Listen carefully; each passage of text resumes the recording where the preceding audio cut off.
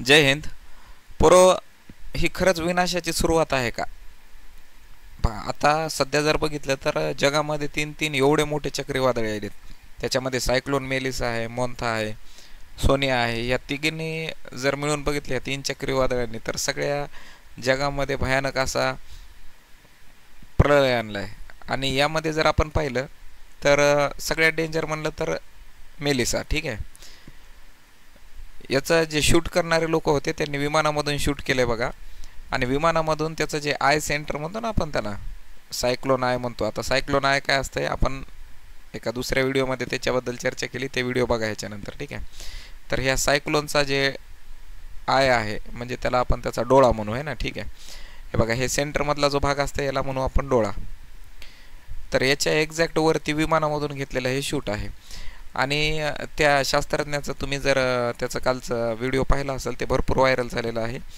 ते म्हणते की मी माझ्या आयुष्यामध्ये आजपर्यंत इतकं भयानक असं चक्रीवादळ पाहिलंच नाही आणि ही विनाशाची सुरुवात आहे का. तर या व्हिडिओच्या शेवटी तुम्हाला मी 4-5 पॉईंट सांगणार आहे, त्यावरून तुम्ही स्वतः ठरवायचं ही विनाशाची सुरुवात आहे का नाही, आणि त्याच्यावर मला तुम्ही कमेंट करायचं. ठीक आहे, त्याबद्दल त्याच्या अगोदर आपण थोडेसे पॉईंट डिस्कस करू आणि सगळ्यात शेवटी याचा निष्कर्ष, आणि त्याच्यावरून तुम्ही स्वतः ठरवायचं की खरंच आपली पृथ्वी संपायली का, मानवाच्या विनाशाची सुरुवात झाली आहे का, किंवा पृथ्वीच्या विनाशाची सुरुवात झाली आहे का.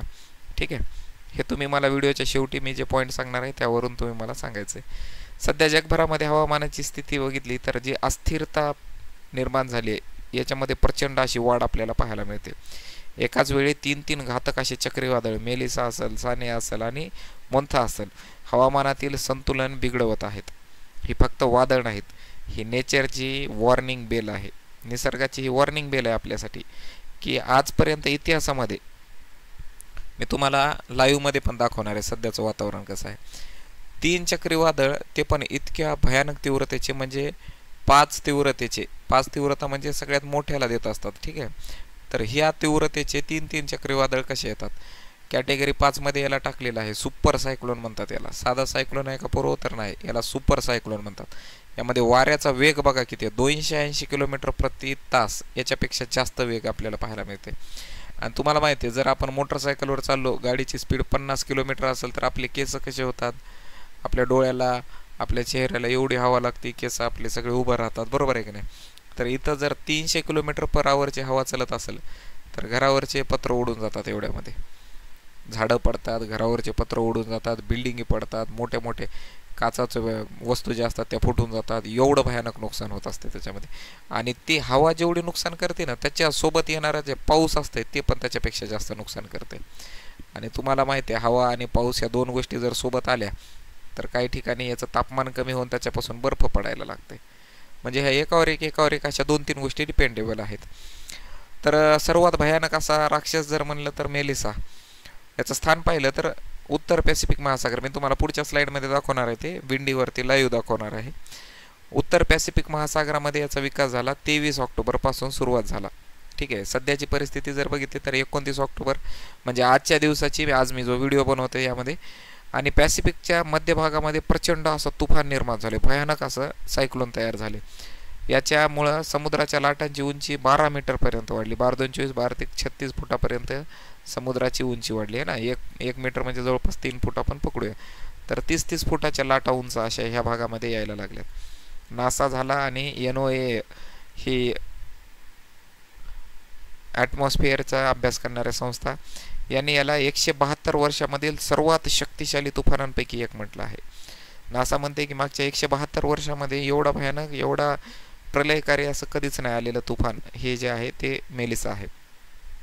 यामध्ये प्रभावित क्षेत्राचा विचार केला तर गुआन आहे, मरियाना आयसलँड आहे, जपानचा थोडासा भाग येणार आहे.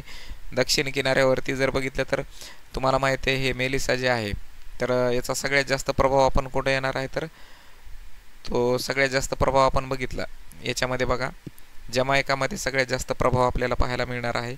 त्याच्यानंतर जमायकाच्या थोडंसं वरती जर बघितलं तर क्युबा वगैरे याच्या किनाऱ्यावरती पण सुद्धा आपल्याला याचा परिणाम पाहायला मिळणार. ठीक आहे, सगळ्यात जास्त परिणाम. आता याच्यासोबत आणखी काय होत आहे बघा, मी तुम्हाला एकदा सगळी डिटेलमध्ये माहिती सांगतो, मग आपण याला स्टेप बाय स्टेप एक्सप्लेन करून घेऊ. ठीक आहे, 15,000 लोकांपेक्षा जास्त लोकांचं स्थलांतर झालं आहे. सध्या 35पेक्षा जास्त लोकांच्या मृत्यूची नोंद आहे. अनेक जण सध्या बेपत्ता आहेत. याचं वैज्ञानिक कारण काय आहे? एल निनो महासागरातील तापमान 31°C जास्त जर झाले तर तेव्हा हवामानामध्ये हीट डोम इफेक्ट तयार होते आणि यामुळे वादळाची ऊर्जा वाढली आणि हा ओशियन हीट बॉम्ब असा परिणाम तयार झाला याला ओशियन हीट बॉम्ब सारखा जर परिणाम. आता ओशियन हीट बॉम्ब काय आहे, एल निनोचा इफेक्ट काय, हे सगळं आपण पुढच्या व्हिडिओमध्ये चर्चा करू. ठीक आहे, नेक्स्ट व्हिडिओ याच्यावरती घेणार आहे. त्यामध्ये तुम्हाला डिटेलमध्ये चर्चा सांगणार की समुद्राच्या सतहचं म्हणजे समुद्राच्या वरच्या भागाचं ज्यावेळेस पाण्याचं तापमान वाढते त्यावेळेस काय होतं आणि त्याच्यामुळे पाऊस कसा पडते किंवा हे जे वादळ यायले त्याचं कारण काय आहे आणि सगळ्यात महत्त्वाचं की ते तापमान वाढायलं आहे का आपल्याला हे सुद्धा त्याच्यामध्ये बघायचं. दुसरं आहे सानिया सोनिया, दोन्ही पण नावाचे. अरबी समुद्रामध्ये तयार झालेलं हे आहे भारताच्या पश्चिम किनाऱ्याजवळ 26 ऑक्टोबर 2025 पासून याची निर्मिती झाली ती. कॅटेगरी 3चा आहे म्हणजे थोडंसं कमी घातक आहे. महाराष्ट्र, गुजरात आणि ओमानच्या किनाऱ्यावरती रेड अलर्ट जारी झालेला आहे. वाऱ्याचा वेग जर बघितला तर 165 ते 190 km/h एवढी याची स्पीड आहे. सायक्लोन 3 कॅटेगरीचा आहे म्हणजे तितकं जास्त घातक नाही. वाऱ्याची स्पीड पण बघा 165 ते 190 आहे. कोकण किनाऱ्यावर जोरदार पाऊस झाला आहे. समुद्र किनाऱ्यावरती सुनामी सदृश्य लाटा तयार व्हायला लागलेल्या आहेत. याच्यामध्ये मृतांची पुष्टी आणखी झालेली नाही. तर बघा मच्छीमार काही बेपत्ता आहेत. मुंबई आणि गोव्यामध्ये बंदर जे आहेत तात्पुरती बंद करण्यात आली. नवी मुंबईत वाऱ्याचा वेग 120 km/h आहे. मी तुम्हाला एकदा हे डिटेल सांगतो आणि नंतर तुम्हाला एकदा मॅपवरती ह्याला व्यवस्थित दाखवतो. ठीक आहे, एकदा आपण डिटेल वाचून घेऊ. भारतीय हवामान विभागानुसार हे जे वादळ आहे हे मान्सून विड्रॉल डिले यामुळे तयार झाले. मान्सूनच्या परतीचा प्रवासामध्ये जो उशीर व्हायला यामुळे हे वादळ तयार झाले असं म्हणणं आहे. क्लायमेट चेंजमुळे अरेबियन सीला नवीन तुफानी पट्टा निर्माण झाला आहे. तुम्हाला माहिती आहे भारताचा जर विचार केला तर बघा भारताच्या समुद्र किनाऱ्यामध्ये हा भाग आहे अरबी समुद्राच्या लागून असणारा किनारपट्टीचा भाग आणि पूर्वेकडे बंगालच्या उपसागराचा. ठीक आहे, तर आपल्या इकडे सगळे चक्रीवादळ सहसा बंगालच्या उपसागरात म्हणजे पूर्व तटीय किंवा पूर्वी किनारपट्टीचा जो भाग आहे या भागामध्ये सहसा येत असतात. पण आता मागच्या काही दिवसापासून जर तुम्ही बघितलं, मी याच्या अगोदर सुद्धा एक चक्रीवादळचा व्हिडिओ टाकलेला आहे, तुम्ही तो पण बघू शकता. अरबी समुद्राच्या म्हणजेच पश्चिम किनाऱ्यावरती समुद्रामध्ये हे जे तुफान येण्याचं किंवा सायक्लोन येण्याचं चक्रीवादळ येण्याचं कारण काय आहे त्याबद्दल आपण त्या व्हिडिओमध्ये चर्चा केलेली, तर ते बघा. ठीक आहे, म्हणजे ही कधीच न होणारी गोष्ट आहे बरं. अरबी समुद्रामध्ये सहसा असे चक्रीवादळ येत नसतात पण आता ते पण यायला लागलेत आणि ह्याचं कारण क्लायमेट चेंज आहे असं शास्त्रज्ञ म्हणत आहेत. आता पुढचं बघा मॉन्थाबद्दल सध्या न्यूजमध्ये जी एक चुकीची गोष्ट पसरवण्यात येत आहे किंवा चालू आहे ती म्हणजे मॉन्था फक्त एका ठिकाणी आला आहे आणि तो म्हणजे भारताच्या दक्षिण भागामध्ये, भारताच्या पूर्व व दक्षिण भागामध्ये. ठीक आहे, बंगालच्या उपसागरामध्ये. ॲक्च्युअलमध्ये मॉन्था जे आहेत हे 2 चक्रीवादळ आहेत. एक आहे पॅसिफिकच्या गाभ्यामध्ये तयार होणारा तिसरा धोका, याचं स्थान आहे दक्षिण चीन समुद्र आणि विकास याचा 27 ऑक्टोबरपासून सुरू झाला होता. कॅटेगरी 2चा सायक्लोन आहे. वाऱ्याचा वेग 140 km. तुम्हाला कळते का 5 सायक्लोन कॅटेगरीचं म्हणलं तर वाऱ्याचे वेग 200 ते 280 पेक्षा जास्त आहेत. ठीक आहे, आणि 4 मध्ये त्याच्यापेक्षा थोडे कमी. 3 मध्ये आपण जर बघितलं, आताच आपण 3ची चर्चा केली ती बघा. ठीक आहे, 3 मध्ये किती होता वाऱ्याचा वेग, तर 3 मध्ये वाऱ्याचा वेग आपण आता पाहिला की 120 km ठीक आहे, 3 मध्ये वाऱ्याचा वेग 165 ते 190 km होता आणि हा त्याच्यानंतर कॅटेगरी 2चा जो आहे याच्यामध्ये 140 km एवढी वाऱ्याची स्पीड आहे. ठीक आहे, 140 km. यावरती प्रश्न बनू शकते की सायक्लोन 1, 2, 3, 4, 5 मध्ये वाऱ्यांची गती किती असते किंवा स्पीड किती असते, यावर प्रश्न होऊ शकते. हे व्यवस्थित लक्षात ठेवा. ठीक आहे, त्याच्यानंतर व्हिएतनाम किनाऱ्याला धोका आणि समुद्रामध्ये याचं केंद्र पण 48 तासामध्ये जमिनीवर येण्याची शक्यता आहे. ठीक आहे, आणि जमिनीवरती आलं आहे. मॉन्था चक्रीवादळ बघितलं तर पॅसिफिकच्या गाभ्यामध्ये तयार झालं म्हणजे पॅसिफिकच्या गाभ्यामध्ये तयार होणारा तिसरा धोका दक्षिण चीन समुद्रामध्ये झालेला आहे. ठीक आहे, आणि याच्यानंतर मॉन्था आपल्या भारतामध्ये असणारा एक आहे त्याच्याबद्दल एक बघू. मॉन्था चक्रीवादळ. आता मॉन्था चक्रीवादळ हे कुठे 2025 मधलं. बरं, मॉन्था आपल्या इकडं पण एक आहे बरं, बंगालच्या उपसागरामध्ये आणि दुसरा दक्षिण चीन सागरामध्ये सुद्धा. आता मी तुम्हाला मॅपमध्ये दाखवतो. 2025 मधील भारतातील पहिलं मोठं पूर्व किनाऱ्यावरील चक्रीवादळ आहे. 27 ऑक्टोबर 2025 रोजी दक्षिण चीन समुद्रामध्ये तयार झालं आणि जलद गतीनं आंध्र प्रदेशच्या काकीनाडा किनाऱ्याकडे सरकायला लागलं. 29 ऑक्टोबरला सकाळी 6:30 वाजता यानं लँडफॉल केला. ठीक आहे, म्हणजे समुद्रातून जमिनीवरती आदळलं. म्हणजे 29 तारीख आज सकाळचीच गोष्ट आहे. ठीक आहे, आणि वेग आणि शक्तीचा विचार केला तर 90 ते 110 km/h एवढी त्याची किंमत आहे, एवढी त्याची स्पीड आहे सॉरी. आणि लाटांचा विचार केला तर 10 फुटांच्या उंच अशा लाटा याच्यामुळे तयार झाल्यात. पावसाचं प्रमाण असं आहे की पुढच्या काही वेळामध्ये 150 ते 200 मिलीमीटर पाऊस यामध्ये पडू शकते, काही ठिकाणी पडू शकते. ठीक आहे. आणि 24 तासामध्ये पूर्वस्थितीवरती वापस येईल. कारण तुम्हाला माहिती आहे वादळ जेव्हा समुद्रामध्ये असते, ठीक आहे, त्यावेळेस त्याला अडवायला कोणी नसतं, तर ते फुल गतीनं फुल स्पीडनं काय होते किनाऱ्याकडे येत असते. पण ज्यावेळेस ते किनाऱ्यावरती येत आहे तर किनाऱ्यावर आल्यानंतर इथं काहीतरी झाडं असणार आहेत, बिल्डिंग असणार आहेत, घरं असणार आहेत, डोंगर असणार आहेत, ते ह्या वादळाला अडवतात. त्यामुळं ह्या वाऱ्याची काय होती दिशा वेगळी वेगळी होती. लक्षात आलं का? वाऱ्याची दिशा वेगळ्या वेगळ्या दिशेला जाते, त्यामुळे त्याची स्पीड कमी होत जाते आणि काही वेळानंतर ते थांबत जाते. पण सायक्लोनच्या नंतर येणारा जे पाऊस असते त्याच्यामुळे पण सुद्धा काय होते जास्त परिणाम होतात, वाईट परिणाम होतात. ठीक आहे. आता या सगळ्यांना आपण काय करू, थोडंसं मॅपच्या माध्यमातून समजून घेण्याचा प्रयत्न करू. आणि व्हिडिओच्या शेवटी तुम्हाला सांगणार आहे मी की नेमके काय कारण आहेत की ज्यामुळं शास्त्रज्ञ याला सगळ्यात विनाशकारी म्हणत आहेत. चला तर बघा, आता सध्याचं जर बघितलं तर आपण सध्या पाहतोय ते म्हणजे हे आहे लाईव्हमध्ये, काय आहे एकदम लाईव्ह सध्या सुरू आहे. यामध्ये भारताचा दक्षिणेकडचा भाग दिसतोय तुम्हाला, ज्यामध्ये पूर्व भागामध्ये पूर्व समुद्र किनाऱ्यावरती पण तुम्हाला चक्रीवादळ बनताना दिसतंय. मोन्था जे की विशाखापट्टणमच्या ह्या दक्षिण भागामध्ये दिसतंय. ठीक आहे. आणि हे किनाऱ्यावरती आदळलेलं आहे सकाळी, त्यामुळे याची स्पीडसुद्धा कमी झाली. बरोबर आहे. आणि याच्यासोबत दुसरं जर बघितलं तर दक्षिण चीन समुद्रामध्ये, हे इथं चीन आहे, त्याच्या खालचा दक्षिण चीनचा भाग, व्हिएतनामचा वगैरे आहे ना, इथं हाँगकाँग दिसतंय तुम्हाला याच्या बाजूला. तर बघा इथं तुम्हाला पाहायला मिळतंय, इथं सुद्धा डेंजर असलं मॉन्थाचा परिणाम आपल्याला पाहायला मिळाला आहे. आणि सर्वात महत्त्वाचं आपल्यासाठी आहे ते म्हणजे मेलिसा. मेलिसाचा जर विचार केला तर मेलिसा उत्तर अमेरिकेच्या दक्षिण भागामध्ये म्हणजेच क्युबा आणि जमैकाच्या या भागामध्ये आपल्याला पाहायला मिळते. ठीक आहे. आपण एकदा त्याला ट्रेस करूया, मेलिसा. ठीक आहे. तर बघा मेलिसाचा प्रभाव आपल्याला इथं पाहायला मिळते. ठीक आहे. ज्यामध्ये मेलिसा जो आहे तो जमैकाच्या या भागामध्ये आहे आणि ही सध्याची त्याची ॲक्च्युअलवाली परिस्थिती आहे. ठीक आहे. सध्या जर बघितलं तर 11 वाजता 100 नॉट्स 109 नॉट एवढ्या त्याच्या हवेची गती आहे. ठीक आहे. तर अशा प्रकारे तुम्ही हे तिन्ही पण जे चक्रीवादळ आहेत हे पाहू शकता. तुम्हाला एकदा मी वाऱ्याची दिशा सांगतो, वारे कसे वाहत आहेत या भागामध्ये सध्या ते बघा. ठीक आहे. यावरून तुम्हाला लक्षात येईल की नेमकी तिथं तीव्रता किती आहे. यावरून लक्षात येते तुम्हाला की वारे बघा किती गतीनं व्हायला लागलेत. ठीक आहे. आणि एक गोष्ट ऑब्झर्वेशन करा पूर्व, जगामधल्या सगळ्याच समुद्रामध्ये सध्या अशी परिस्थिती का निर्माण झाली आहे, जगामध्ये जेवढे जेवढे महासागर आहेत त्यामध्ये हे असल्या प्रकारचं वातावरण निर्माण का व्हायलं आहे, ही गोष्ट लक्षात घेण्याची आहे बरं. म्हणजे ह्याच्याकडं बाकी लोकांनी लक्ष नाही दिलं तरी चालतंय, शास्त्रज्ञ आणि अभ्यास करणाऱ्या विद्यार्थ्यांनी ह्याच्याकडे लक्ष देणं गरजेचं आहे. कारण तुम्हाला मी एवढं महत्त्वाचं का सांगायलो, कारण उद्याचं भारताचं भविष्य तुम्ही आहेत पोरं. उद्या भारताचं भविष्य तुम्ही आहेत, उद्या देशाचं भविष्य तुम्ही आहेत आणि ह्या पृथ्वीचं भविष्य तुम्ही आहेत. त्यामुळे तुम्हाला याबद्दल सजग राहणं गरजेचं आहे, तुम्हाला याबद्दल जागरूक राहणं गरजेचं आहे. लक्षात यायलंय का? तुम्हाला याबद्दल काय व्हायचं आहे, जागरूक व्हायचं आहे. तुम्हाला ह्या गोष्टी लक्षात आल्या पाहिजे की नेमकं काय आहे, कसं आहे. तुम्हाला हे शाळेमध्ये शिकवलं नसेल, तुम्हाला कॉलेजमध्ये शिकवलं नसेल, म्हणून मी हे शिकवायलो, कळलं का? ह्या गोष्टी तुम्हाला स्वतः माहीत असणं गरजेचं आहे. उगा आपल्या इकडं काल आज परवा 2-3 दिवस झालं पाऊस पडायला आहे, कशामुळे पडायला आहे, काय पडायला आहे, काय माहिती नाही.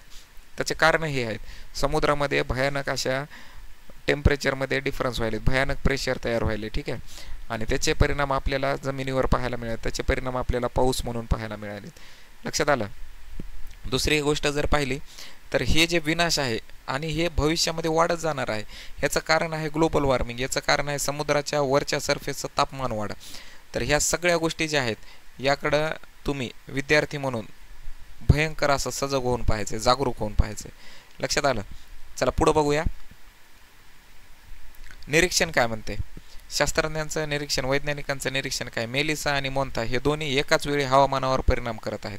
लक्षात आलं का? मी तुम्हाला आता दाखवलं जगामधला, हे पाठीमागचा मॅप दिसत असेल तुम्हाला, जगामध्ये एकदाच हे हवामानावर परिणाम करणारे 2 मोठे सायक्लोन आणि ह्या वादळांमुळे डबल सायक्लोन इफेक्ट तयार झाला आहे. जनरली काय असते, सायक्लोन एकच येत असते जगामध्ये कुठेतरी आणि त्याच्यामुळे एक सिंगल सायक्लोन इफेक्ट असते. पण ह्यावेळेस असं झालं की डबल सायक्लोन इफेक्ट झाला आहे आणि हे निर्माण झालं आहे म्हणजे एक वादळ दुसऱ्या वादळाच्या दिशेला ओढते. एक वादळ जे आहे, ठीक आहे, एक सायक्लोन जर इथं असेल आणि दुसरं सायक्लोन इथं असेल तर हे दोन्ही एकमेकांच्या डायरेक्शनला, ह्यांच्या आजूबाजूच्या प्रेशरला, डायरेक्शनला, यांच्या दिशेला ठीक आहे, ह्या सगळ्यांना हे काय करायला प्रभावित करायलेत. ठीक आहे, आणि याचा परिणाम काय व्हायला बघा. ह्याचा परिणाम असा होत आहे की तापमान, पृथ्वीचं तापमान म्हणजे आता सध्या मी तुम्हाला दोन गोष्टी डिस्कस करणार आहे याच पॉईंटमध्ये. ठीक आहे, तर व्यवस्थित लक्ष द्या. तापमान जे आहे, पृथ्वीचं तापमान म्हणजे मानवाचा आत्मघात. ठीक आहे, फक्त याला नॅचरल डिझास्टर नाही, ही मानवानं केलेली चूक आहे. ही आपल्याला 100% लक्षात घ्यायची गोष्ट आहे. पृथ्वीचं तापमान वाढले आणि तापमान वाढल्यामुळे समुद्राच्या वरच्या सरफेसचं तापमान जे वाढायले, ज्याच्यामुळे चक्रीवादळ यायलेत, ही फक्त निसर्गाची गोष्ट नाही, नॅचरल डिझास्टर नाही, तर ही माणसाची झालेली चूक आहे, मॅन मेड डिझास्टर आहे. प्रत्येक वादळ मानवाच्या प्रदूषणाचा 1 वर्षाची किंमत दाखवत आहे. ठीक आहे, आता ह्याचा परिणाम काय बघा. प्रत्येक वादळ जे आहे, आपण एका वर्षात ज्या ज्या चुका करायला होत ना, जे जे प्रदूषण करायला होतं, त्याचं आपल्याला दरवर्षी रूपांतर भयानक अशा पुरांमध्ये, पावसामध्ये ह्या चक्रीवादळाच्या स्वरूपात पाहायला मिळेल.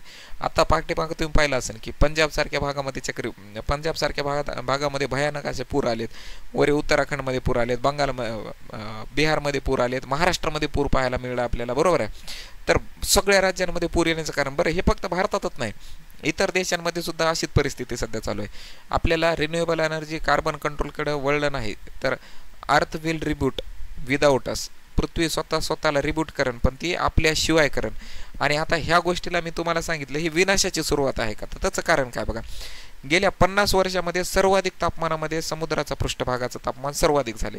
मागच्या 50 वर्षामध्ये पृष्ठभाग जे आहे, समुद्राचा वरचा थर जो आहे ना, म्हणजे उदाहरण घ्या बकेटमध्ये जर पाणी टाकलं, त्याच्या वरचा जे पाणी असेल ना, त्याला आपण समुद्राचा पृष्ठभाग समजू आहे ना. बकेटीचा जसा वरचा पृष्ठभाग आहे तसा समुद्राचा वरचा पृष्ठभाग, आणि त्या पृष्ठभागाचं मागच्या 50 वर्षामध्ये सर्वाधिक तापमान वाढलेलं आहे. दुसरी गोष्ट, एल निनो आणि ग्लोबल वॉर्मिंग यांचा संयुक्त परिणाम. आता हे एल निनो आणि ग्लोबल वॉर्मिंग यांचा संयुक्त परिणाम, याच्यावरती मी पुढचा जो व्हिडिओ आहे तो सेपरेट एक व्हिडिओ घेणार आहे, त्याच्यामध्ये आपण पूर्ण डिटेलमध्ये ह्याच्याबद्दल चर्चा करणार आहे. ठीक आहे, तुम्हाला एल निनोमुळे पाऊस कसा पडतं हे पण माहीत होणार. त्यामध्ये आपला जो भारतामध्ये महामान्सून आपण म्हणतो, तो महामान्सून का होतंय, कसा पडतंय, ते पण तुम्हाला मी सांगणार त्याच्यामध्ये. आणि दुसरी गोष्ट, ग्लोबल वॉर्मिंगमुळे ह्या दोन गोष्टी संयुक्त परिणाम काय करत आहेत, ह्या दोघी जणी मिळून आपल्यावरती काय परिणाम करत आहेत हे तुम्हाला सांगणार. हवामान तज्ज्ञ म्हणतात की पुढचं दशक जे आहे, पुढचे येणारे जे दशक आहेत, पुढचे येणारे दशक चक्रीवादळाचं युग ठरणार आहे. लक्षात आलं का. हवामान तज्ज्ञ काय म्हणत, पुढचं येणारं जे दशक, पुढचे येणारे जे 10 वर्ष आहेत, हे चक्रीवादळांचं दशक असणार आहे किंवा चक्रीवादळांचं युग ठरणार. जगामध्ये जिथं तिथं आपल्याला चक्रीवादळ पाहायला मिळणार आहेत, आणि ही एक भयानक अशी मोठी धोक्याची घंटा आपल्यासाठी आहे पूर्व. लक्षात आलं का. पुढं मेलिसा जे आहे ना चक्रीवादळ, याला काय म्हणले शास्त्रज्ञांनी की प्रिव्ह्यू ऑफ आवर फ्युचर. काय म्हणले की भविष्याचं काय हे, की भविष्यातील हवामान संकटाचं हे एक छोटासा ट्रेलर आहे.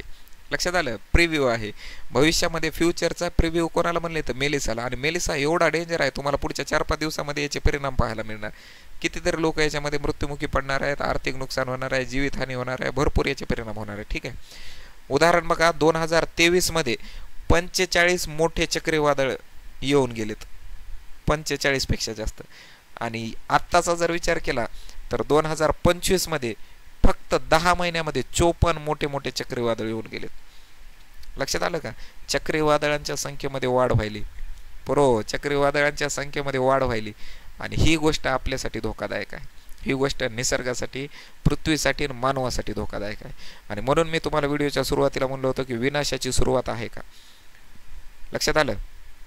आता ह्या गोष्टीमध्ये तुम्हाला मी पुढचा व्हिडिओ जे सांगणार आहे, ग्लोबल वॉर्मिंग आणि एल निनोचा काय परिणाम आहे, यांचा संयुक्त परिणामामुळे ह्या चक्रीवादळामुळे कशी जास्त वाढ झाली आहे ना, मेलिसा एवढं डेंजर का झालं, हे पुढच्या व्हिडिओत आपण चर्चा करू. आणि तोपर्यंत आता बघा, 23 पासून 45 मोठे चक्रीवादळ, 25 मध्ये 10 महिन्यामध्ये 54 वादळ झालेत. आणि आणखी एक गोष्ट जर बघितली तर 25 मध्ये तुम्हाला भयानक असं अर्थक्वेक पाहायला मिळाले असेल. जपानमध्ये आलं, सुनामी पण आली याच्यासोबत. ठीक आहे, सुनामी आली. रशियामध्ये भयानक असं 8.8 मॅग्निट्यूडचा भूकंप. 8.8 मॅग्निट्यूडचा भूकंप म्हणजे जर एखादा भारतासारखा देश असता तर ह्याच्यामधून उभरायला, किंवा छोटे जे विकसनशील देश असतील त्यांच्यासारख्या देशाला याच्यातून बाहेर निघायला कितीतरी 1-2 दशक गेले असते. पण रशियासारखा एवढा मोठा देश असल्यामुळं आणि त्या भागामध्ये जास्त इफेक्ट नाही झाला, कारण ते जास्त टेक्नॉलॉजिकली ॲडव्हान्स होते, त्यांच्याकडं सगळ्या गोष्टी, वॉर्निंग सिस्टम आहे, त्यांच्याकडं चांगलं इन्फ्रास्ट्रक्चर आहे, त्यामुळे इतका परिणाम नाही झाला. तर हे जे भूकंप येणं, हे जे चक्रीवादळ येणं, हे भविष्यासाठी आपल्याला धोकादायक आहे पूर्व. मी याबद्दल तुम्हाला मागच्या व्हिडिओमध्ये पण चर्चा केली. मी आतापर्यंत याच्यावरती 5-6 व्हिडिओ घेऊन झालेत.